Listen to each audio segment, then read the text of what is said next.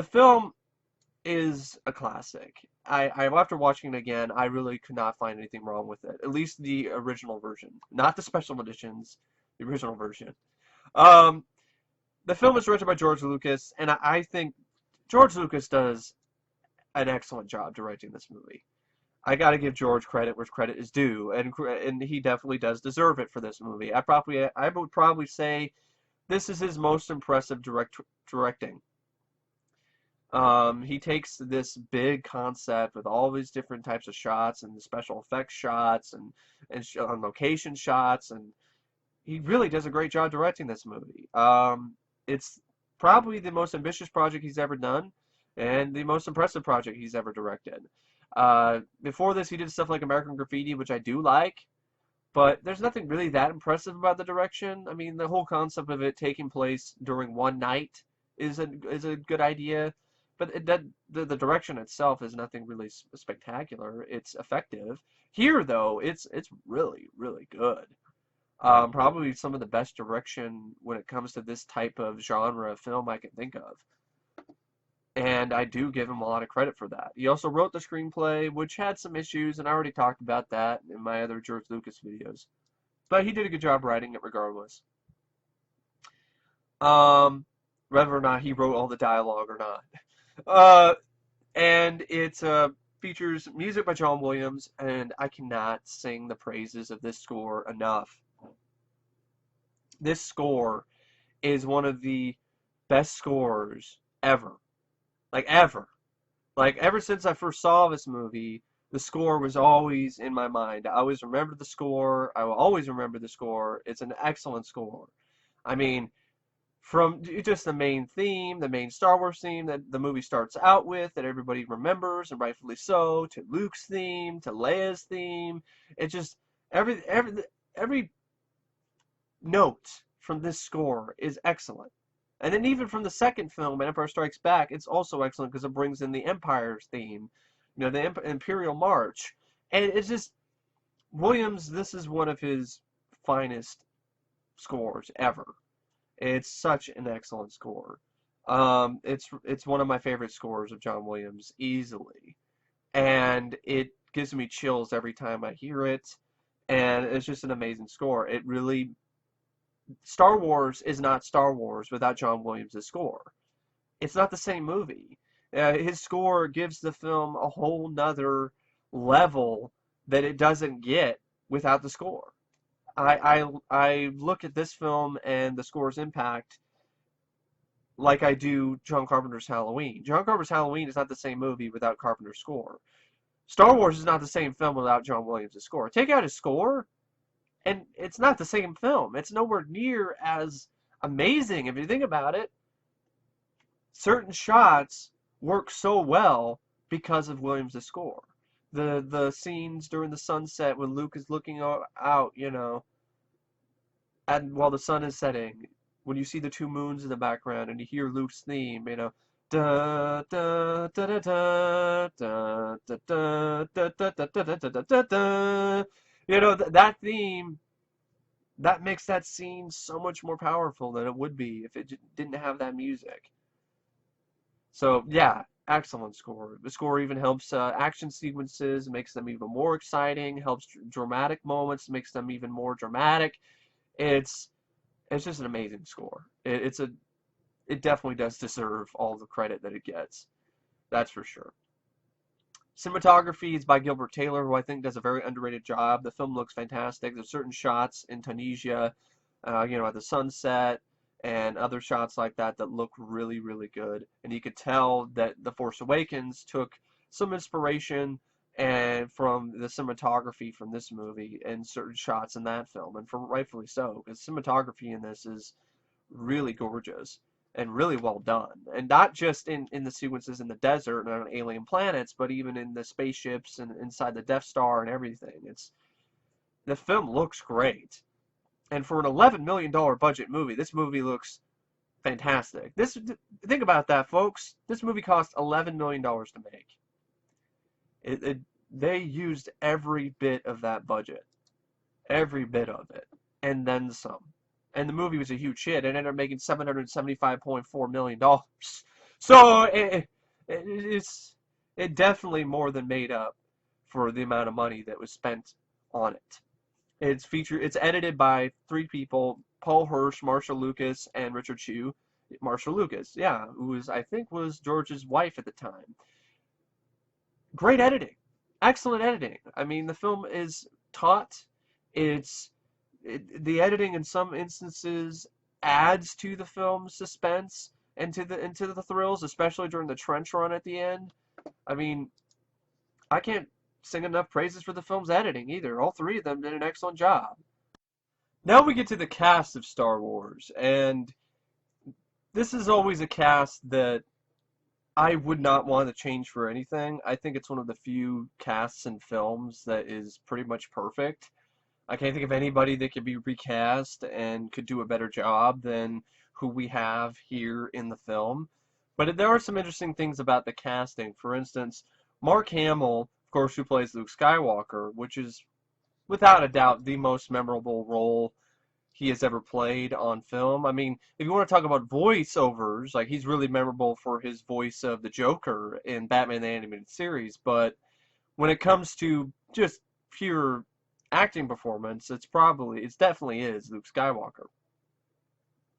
Well, George Lucas wanted to cast somebody who was then unknown at the time to play Luke. That's what he was looking for. So we had a casting call, and he just happened to be casting Star Wars the same time as Carrie, which is directed by Brian De Palma, who was a good friend of George's. When you read through some of the trivia of this movie, you find out that George knew a lot of popular, famous filmmakers. He was not only friends with Steven Spielberg, but he was also friends with Brian De Palma and Francis Ford Coppola and probably a whole bunch of others. But anyway, he had an idea that Luke Skywalker, who, while he was casting the film at the time, was known as Luke Starkiller, which is just a bad name for Luke. Bad name, to be honest. It sounds like a villain's name. It does not sound like the name of a good guy. So thankfully though, he did change that later to Luke Skywalker, which is a lot better sounding than Luke Starkiller. You have your hero, and his last name is Starkiller. I mean, that doesn't really work. Unless he's like a vigilante, one of those, like, unless he's like Han Solo type character, but like to the extreme. Star Killer of the universe. So that sounds like something out of like a Roger Corman film, like Metal Storm, Destruction of Jared Sin. But anyway, and I don't think Roger Corman had anything to do with that, but that's the kind of thing that it sort of reminds me of. Or Star Chaser, Legend of Orin. Wasn't there somebody named Star Killer in that? Oh, there's Star Chaser, not Star Killer. But anyway, Mark Hamill was cast because Mark Hamill ended up doing the audition, just basically reading the words he was given sincerely, and George liked it, and he decided to cast Mark over William Katt, who was his original choice to play Luke Skywalker. Yeah, who would then go on to being Carrie, who would also go on to achieve a little bit bigger fame in The Greatest American Hero as the Greatest American Hero. So yeah, I think George did a good job casting wise of Mark Hamill. This is one of his first big roles, and I thought he did a pretty good job with it. He did a good job of what he was asked to do.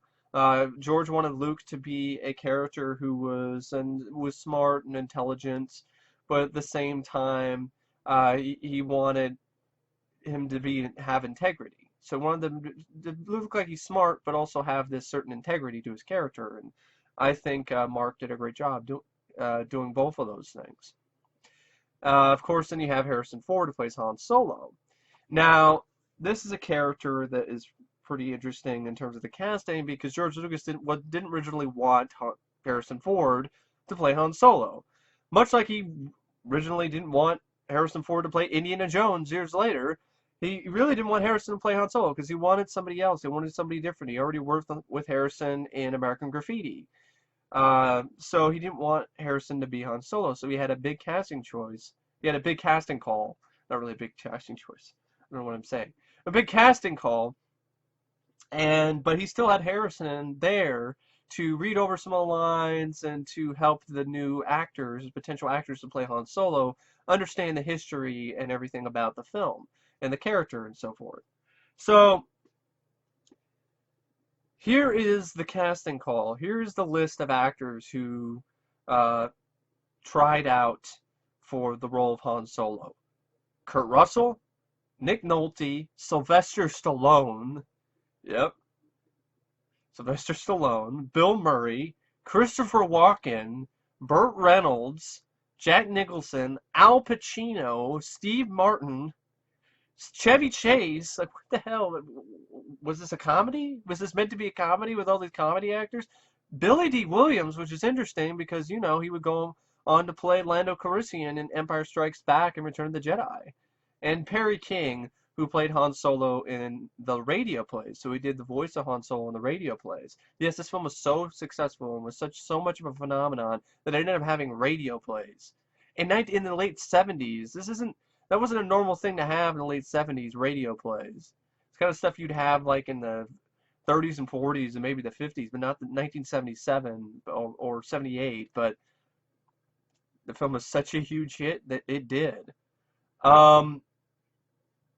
The only other actor that I think that really could have pulled it off as well as Harrison did, I think, is Kurt Russell.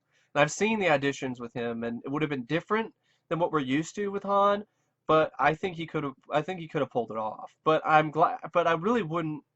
I wouldn't want it any other way because of the fact that Harrison Ford playing Han Solo opened the door for Harrison Ford to be Indiana Jones. It opened the door for Harrison Ford to be the president in Air Force One. It opened the door for Harrison Ford to be in The Fugitive.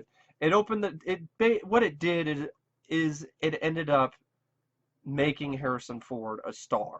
It enabled him to get in more projects that he would have never even been in if it wasn't for this film's success and for the fact that he was in it playing the role of Han Solo. So that's why I don't understand Harrison's disdain towards this character. Han Solo is the reason why you were able to play Indiana Jones. Han Solo is the reason why you were able to be Jack Ryan in those Jack Ryan adaptation movies, you know, Patriot Games, Clear and Present Danger. Without the success of Star Wars, and without the success of the character Han Solo, Harrison Ford would not be having the career that he is having today. Which is kind of interesting why he harbors so much ill will towards the character and wanted him to die off as early as Empire. But you know, it's his opinion. It's his opinion. He's entitled to it. I mean, but I like Han Solo. I've always liked Han Solo. I personally prefer Indiana Jones over Han Solo, but I still like Han Solo. Harrison does a great job. He has that look. He's got the perfect look. The great line delivery. He's smug, but at the same time he's suave and he's funny. Seems like he's a bit out of his element at times. He's not perfect. He's not the perfect hero. And you can definitely see elements of that type of character in Jack Burton, which Kurt Russell would go on to play in Victor Role of China. So that's what I'm saying. Like, that's why I could see Kurt Russell being a Han Solo, but I'm glad that things happened the way that they did because Harrison became a big star because of this. Otherwise, he would have been starring in crap like Attack Force Z again. I think he was in Attack Force Z. I know he was he in like the sequel to like, what was that, Return to Navarone or something? It was like a weird sequel, Force 10 from something. It was a weird, yeah, he wasn't really that big of a star. And if Kurt took it, then he would not have gone on the same path with his career. He probably would have done Han Solo, and then he would have never really done Escape from New York, and then would have never done John Carpenter's The Thing. And yeah, I don't want that. So I'm just glad that everything turned out the way that it did. The film would not be successful, but it had other actors like Sylvester Stallone. I like Sly, but he's no Han Solo. Or Christopher Walken. That would have been weird. And Burt Reynolds, really? Can you imagine Han Solo? It's Burt Reynolds. Can you imagine Burt Reynolds as Han Solo? I mean, the Bandit as Han Solo. I can't do it. You know, with the stash and everything and the laugh. You know, I can't do it. I can't imagine that. No, absolutely not. So Harrison got the role and ran with it. Carrie Fisher, of course, she plays Princess Leia. Many young actresses auditioned for the role, including Amy Irving, who would go on to be in Carrie, Terry Nunn, who was also a singer along with Amy Irving, and Cindy Williams, and Karen Allen. Yeah, Karen Allen, who would then go on to play Marion in Raiders of the Lost Ark. She auditioned to play Leia in Star Wars. And then, as well, Jodie Foster. Jodie Foster is one of the first choices, but she was under contract with Disney and couldn't get out of it. So George was willing to give the role to Carrie Fisher if she lost 10 pounds. Now, I don't know how she lost these pounds. Like, I've heard from her in some interviews, it might have been drugs, and if that's the case, that's horrible. But I'm glad she lost the 10 pounds because I really like her performance. I think she does a great job playing this princess who isn't like the typical prissy princess. Like, she's got spunk. She's got attitude, and I like that. Although I don't really find her British accent very. I mean, I don't know what the hell that was about. Like, she has a British accent that like disappears and reappears every now and then. But other than that, I thought Carrie Fisher did a good job. Peter Cushing plays Grand Moff Tarkin. Originally, George Lucas wanted him to play Obi-Wan, but he thought his facial features would work better for him to play Grand Moff Tarkin.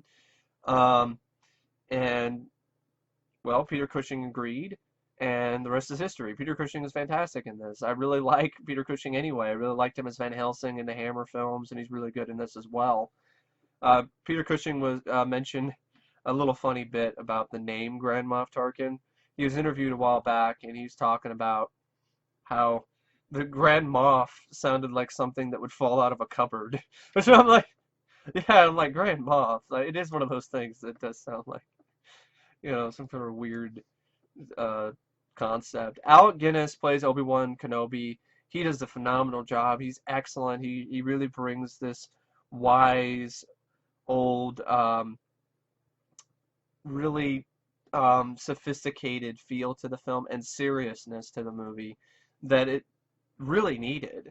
There are a few more. This movie's a kind of silly outer space fantasy, but Obi-Wan Kenobi's character, he's there to ground things a bit and make things a little bit more serious, and this is on purpose. I mean, the producers, the Fox, the producers, Gary Kurtz, and his decision, that Lucas wanted the cast of Never Unknown, but the producers and the studio were like, no, we need an established actor to play Obi-Wan Kenobi. And Gary Kurtz even said that the Alec Guinness role required a certain stability and gravitas as a character, which meant we needed a very, very strong character actor to play that part, which is true. And before Guinness was cast, Japanese actor Toshiro Mifune, who starred in Akira Kurosawa's The Hidden Fortress, was considered for the role.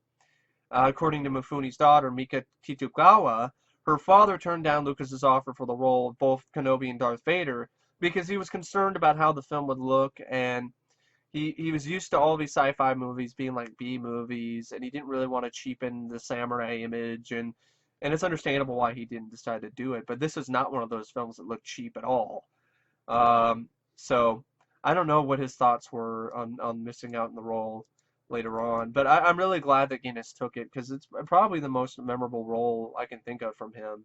And, he may be gone, he's no longer with us, may he rest in peace, but he will never die. Like, he will live on forever as Obi-Wan Kenobi, as a character that's beloved and loved by millions. So, his spirit will remain alive forever in this film. And he was really smart too. He was one of the few people that actually believed the film was going to be a hit. So he actually asked for a portion of the film's profits, and he became really, really rich later in life because of that. And, he deserved it. I mean, it was nice to see that he was one of the only people that was really, he was really cognizant of the potential huge success that this film could have. And he only took the role of Kenobi on the condition that he would not have to do any publicity to promote the film. And Lucas credited him with inspiring the cast and crew to work harder, saying that Guinness contributed significantly to the completion of filming. Harrison Ford said, "It was for me fascinating to watch Alec Guinness.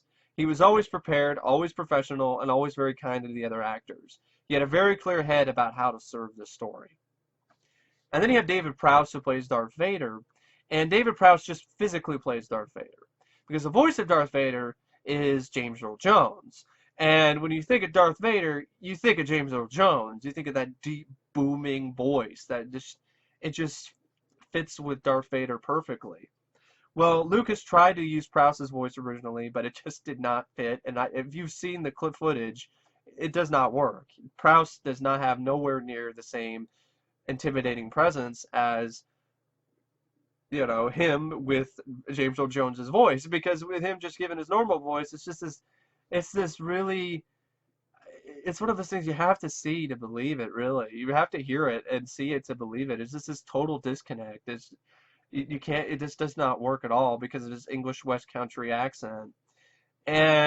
But so George decided, okay, maybe I could get Orson Welles.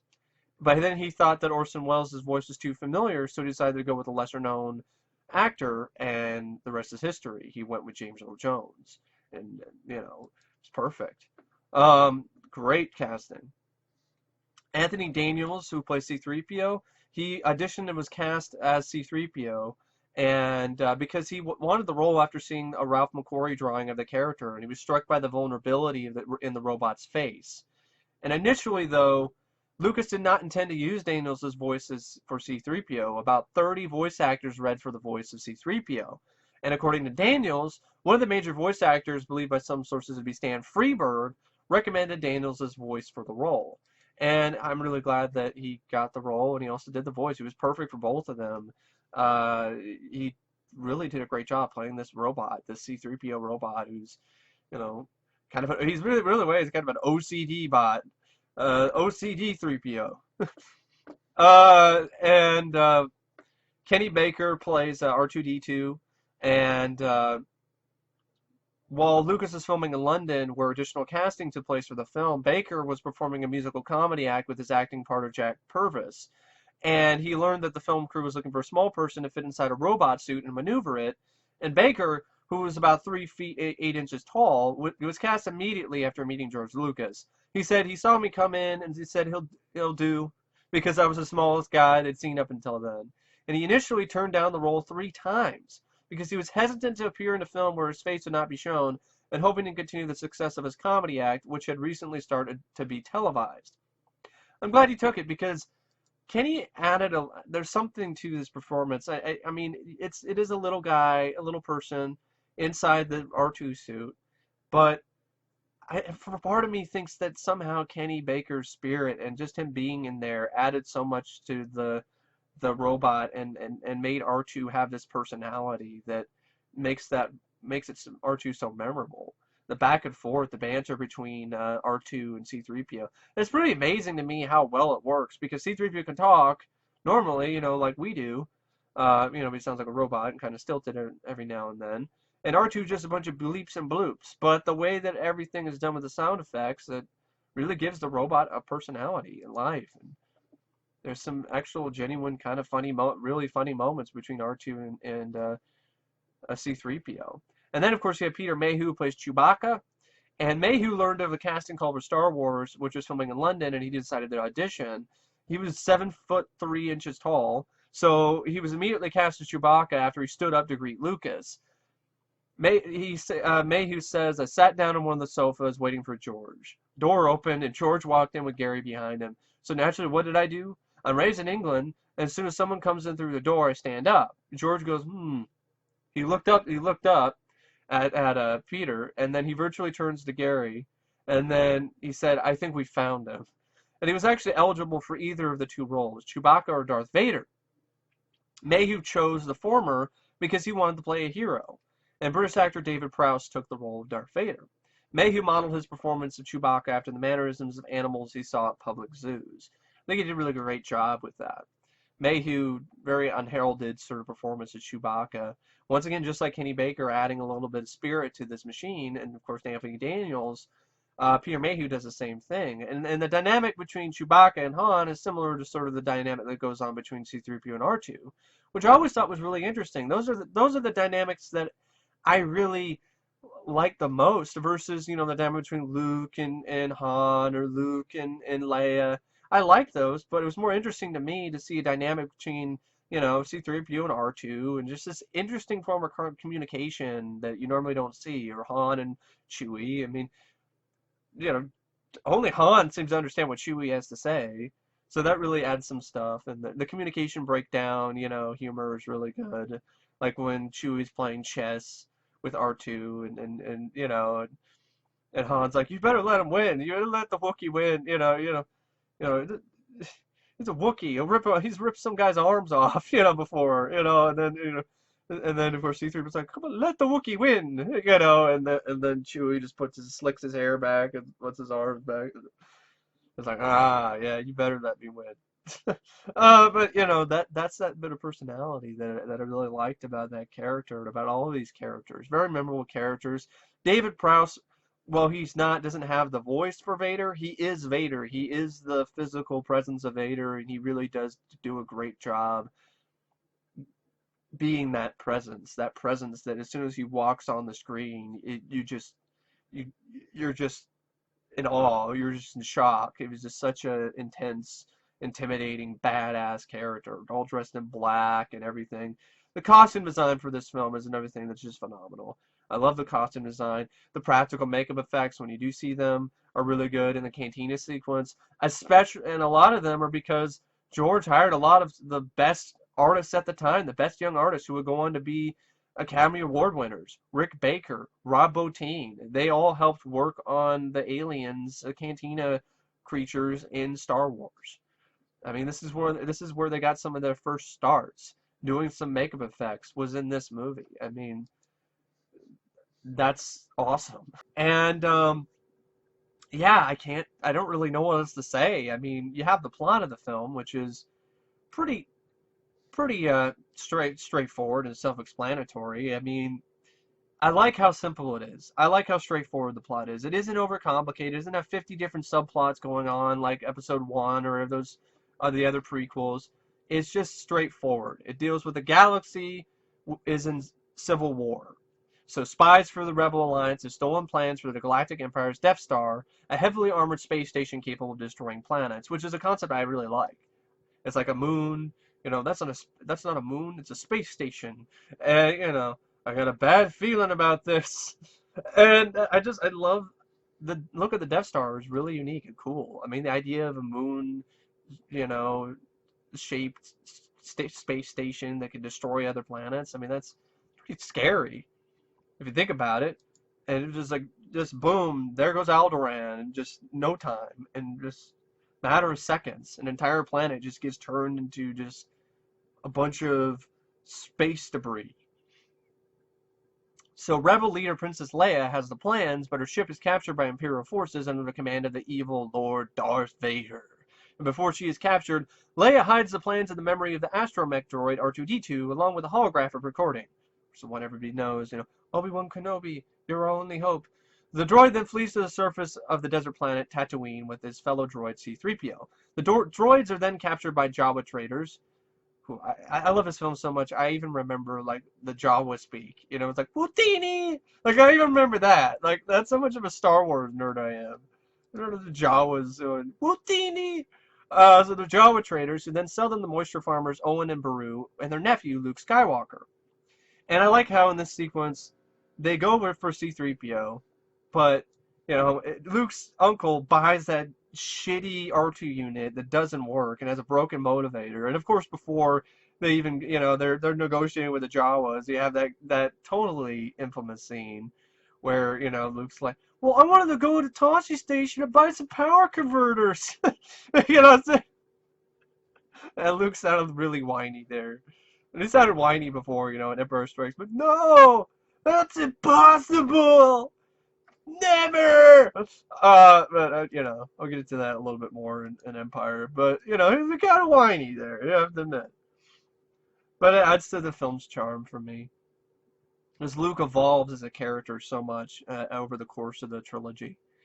And so, yeah, the piece of crap R2 unit with a broken motivator breaks, and then they reluctantly have to go with R2.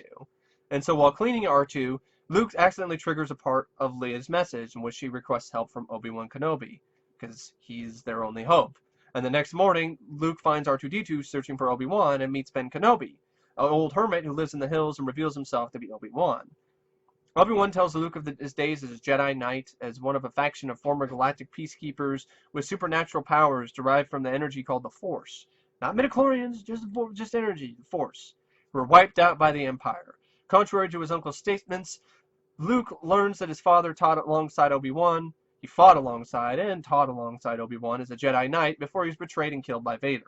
Which really, when you listen to his speech and when you see Obi-Wan when he meets the droid, the droids, and Luke's like saying, like, this droid thinks it belongs to you. He's like, I don't remember owning any droid. You're like, okay, I really do think that Star Wars is meant to be a one-off. I don't think it was meant to be a trilogy from the beginning, like George Lucas is trying to say nowadays. If you watch the film, you see certain lines of dialogue that just don't mesh with that concept. Obi-Wan saying, I don't remember owning any droid. Yeah, okay, all right. In the prequels, R2 was fighting alongside you, okay. And then when he talks about your father was killed by Vader, which, of course, Empire explains it, but at the same time, I don't think George had the idea that Vader was Luke's dad from the very beginning. And you can tell in that particular speech by Obi-Wan, which is really eloquently performed by Alec Guinness, Sir Alec Guinness. And so then, he speaks more about, what happened to Vader, he was betrayed, your father was betrayed and killed by Vader, Obi-Wan's former pupil who turned to the dark side of the Force. Obi-Wan then offers Luke his father's lightsaber, a Jedi weapon. Obi-Wan then views Leia's complete message, in which she begs him to take the Death Star plans to her home planet of Alderaan to give them to her father for analysis. Obi-Wan invites Luke to accompany him to Alderaan and learn the ways of the Force. Luke declines, but changes his mind after discovering that Imperial stormtroopers searching for C-3PO and R2-D2 have destroyed his home and killed his aunt and uncle. And not just killed, barbecued them. Like, just left nothing behind but burnt, barbecued skeletons. I always thought that was like a really intense scene. Like, I never really thought it was that intense as a kid, but as an adult now, seeing all these other type of movies and horror films and stuff, I'm like, that's pretty horrifying. For a film like this, that's pretty lighthearted for the most part. And then here's barbecued, Owen, Uncle Owen and Aunt Beru. And, but it was effective. Showed you how bad the Empire is. So they barbecued his aunt and uncle, and so he decides, all right, I don't have anything else to do, and I don't have it, there's no reason for me to be here anymore. So Obi-Wan and Luke then hire smuggler Han Solo, because they go to, they go over and meet with him, and you have that, of course, before that, you go on the land speeder, and you have that cool scene where Obi-Wan is telling the stormtrooper guy that, you don't need to do this, using Jedi mind tricks and stuff. I don't remember the exact line of dialogue. I'm a huge Star Wars fan, but I haven't watched it like 50 times or 100 times like some of the other Star Wars fans have. So maybe I'm not as big of a Star Wars fan as some of these other fans are, but it doesn't mean I'm not a fan. These are not the droids you're looking for. But so then he goes on, and then goes to the cantina, which I love that, with the guy with the pig face. He's like, he doesn't like you, and I don't like you either. And then he tries to attack Luke, and Obi-Wan cuts his friend's arm off, and then you see blood too. I was kind of surprised in watching it again. You see blood, and they meet with Han, and of course before that, Han ends up dealing with Greedo. And Han shoots first. None of this Han shot after Greedo shot, reflecting whatever the fuck. That's bullshit. Han shot first. He always shot first. That's it. End of fucking discussion. Han shot first because Han is a badass. So anyway, so they talk to Han Solo and Chewbacca, and they manage to convince them to transport them on Han's ship, the Millennium Falcon, to Alderaan. And upon the Falcon's arrival at the location, the group discovered that Alderaan has been destroyed by the order of the Death Star's commanding officer, Grand Moff Tarkin, as a show of power. The Falcon is captured by the Death Star's tractor beam and brought into the hangar bay. While Obi-Wan goes to disable the tractor beam, Luke discovers that Leia is imprisoned aboard, and with the help of Han and Chewbacca, rescues her. I'm here to rescue you, Princess. You're a little short for a stormtrooper. And speaking of short, I don't know if it's just me, but the way that this scene was shot, it looks like Leia is like a miniature version of herself in like this giant room. It's just kind of what it looks like to me. It looks like she's like shrunk down. It's just something I've always noticed, and I don't know if I'm the only one. I probably am. But they save Princess Leia, and after several escapes, the group makes its way back to the Falcon. Of course, even though, you had the fun scene, I really like the sequence in the trash compactor. That's a sequence I always remember, even since I was a kid. I never thought of trash the same way. I'm like, is there like a trash monster in there? You know? And it was suspenseful, it was well shot. There was some fun stuff even before they get in the trash compactor. Chewie's, complaining about, how bad it smells, and Han's like, I don't care how bad it smells. Get in there, you furball. Get in there. I don't care if it stinks. Get in there. So, I mean, this film does really have some great witty banter between the characters. That was a fun scene in the trash compactor. They escape, and then the group makes its way back to the Falcon. Obi-Wan engages in a lightsaber duel with Darth Vader and then is killed. Well, actually, he becomes one with the Force. He becomes more powerful than ever. I never had a problem with that lightsaber battle. I know some people do. Mainly because it's the first film. They were limited with what they were able to do. You can't have Obi-Wan and you can't have Alec Guinness and David Prowse doing backflips and shit like the lightsaber battles in the prequels. That doesn't make any sense. There's no way they could do that. So they were limited with what they had to do, and so they made it more like a traditional samurai or broadsword fight, and I didn't mind it. It was fine. In fact, I like it more than some of the fights in the prequels, especially the ones where you have Yoda looking like a Muppet on crack, bouncing over the walls and shit. But that's just me personally. But yeah, it was effective. It was short, but sweet, and effective.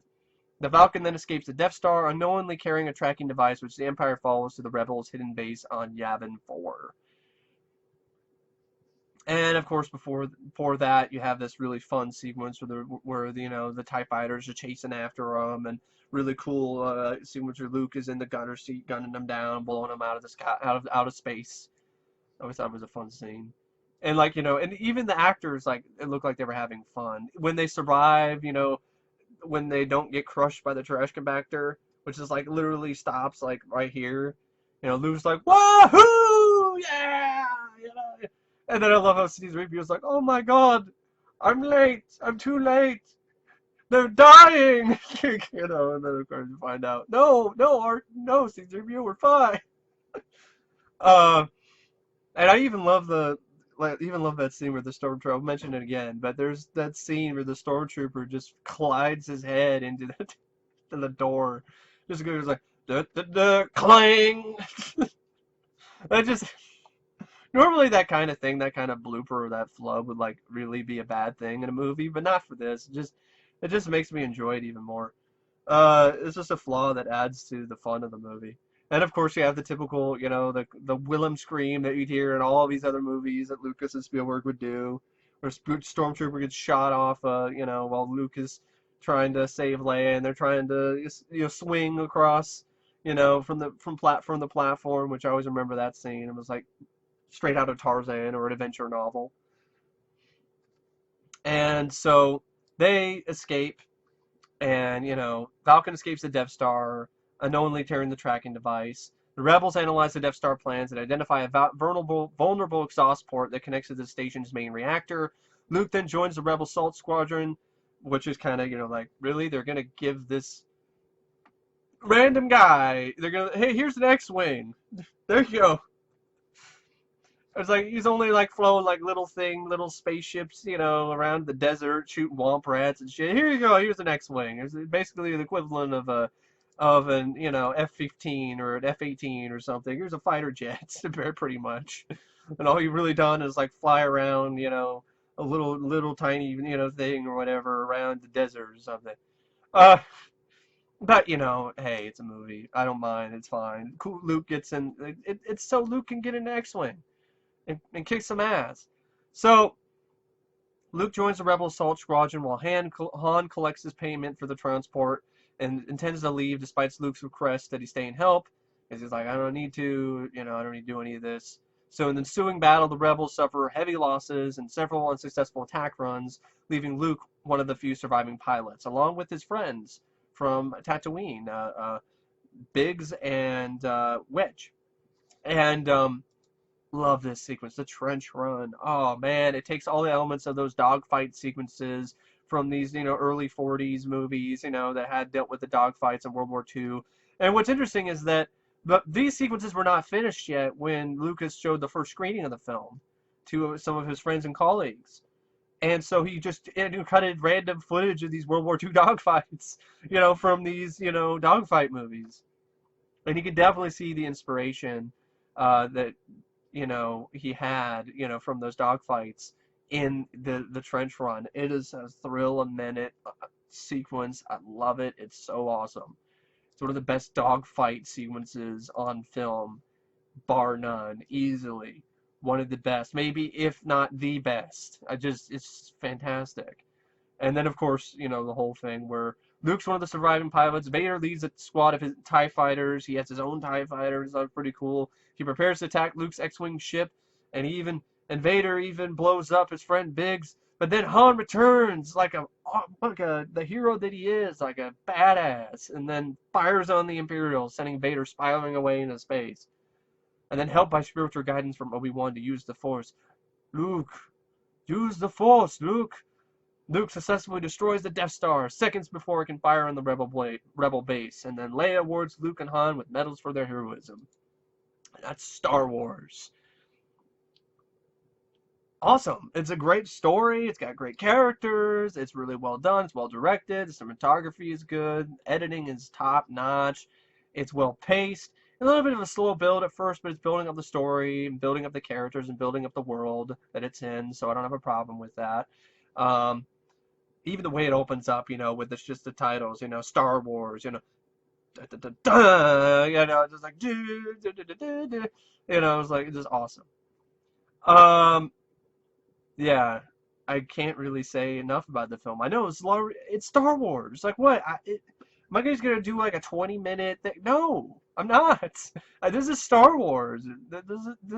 This deserves a long, in-depth review and retrospective.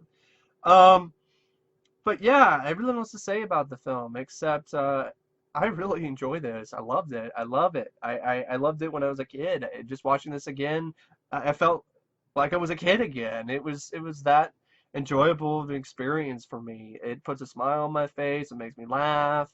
There's some moments of decent, bits of suspense. It's one of the best films of this particular type of genre, science fiction, action, adventure, fantasy I can think of.